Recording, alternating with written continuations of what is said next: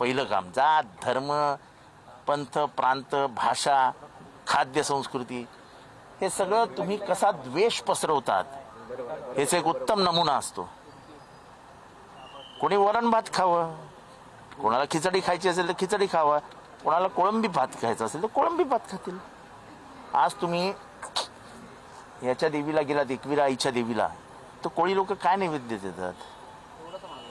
तुळजापूरला गेलात तर तुळजापूरला लोक नैवेद्य काय दाखवतात? देवीच्या तोंडाला काय लावतात? ही महाराष्ट्राची संस्कृती आहे. आणि तुम्ही स्वातंत्र्याच्या दिवशी सांगता की हे खायचं नाही तुम्ही.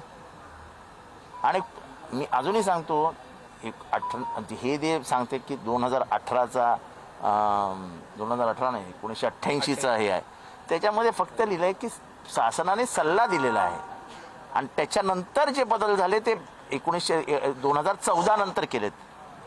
पहिल्या सर्क्युलरमध्ये कुठेही विक्रीवरती बंदी नाही. कत्तलखाने बंद ठेवाय, विक्रीवर कुठेही बंदी नाही. कशासाठी? का? हा शुक्रवारचा दिवस आहे, सुट्टीचा दिवस आहे, उद्या सुट्टी आहे, परवा सुट्टी आहे, लोक 3 दिवस मजा करणार. अनेक जणांकडून आता या ठिकाणी स्पष्टीकरण येतंय की त्या ठिकाणी जे कत्तलखाने आहेत ते फक्त बंद सांगितलेले आहेत, आम्ही खाण्यावरती कुठलाही मज्जाव केलेला नाही. तुम्ही विक्रीवरती बंदी आणली. लोक घरी काय स्वतःच्या घरी नेऊन बोकडं कापणार, कोंबड्या कापणार? तेवढेच कामं राहिलेत लोकांना. आता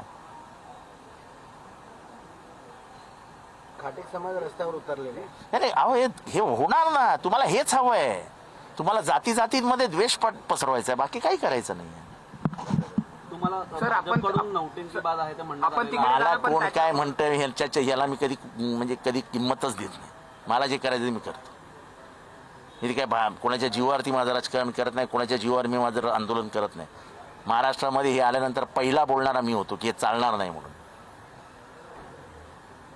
आणि चालणार नाही. बरोबर आहे. चला सर, आंदोलकांना ताब्यात घेतलं, आता तुम्ही तिकडे तिथे काय जाऊन भूमिका घेणार आहात? माझी भूमिका तुमच्या समोरच ठेवली, तर आता काय भूमिका घेऊ? तर आपण बघितलं, जितेंद्र आव्हाड माध्यमांशी बोलत होते. मांसाहार बंदीचा जो निर्णय घेतला गेलेला आहे त्या संदर्भात आता ते कल्याणला जाणार आहेत आणि त्यांच्या कार्यकर्त्यांसोबत चिकन खाणार आहेत. मांसाहारावर बंदी म्हणजे द्वेष पसरवण्याचा प्रकार आहे असं त्यांनी म्हटलेलं आहे. जितेंद्र आव्हाड आता कल्याणकडे रवाना झालेले आहेत आणि ते आपल्या कार्यकर्त्यांसोबत चिकन खाणार आहेत.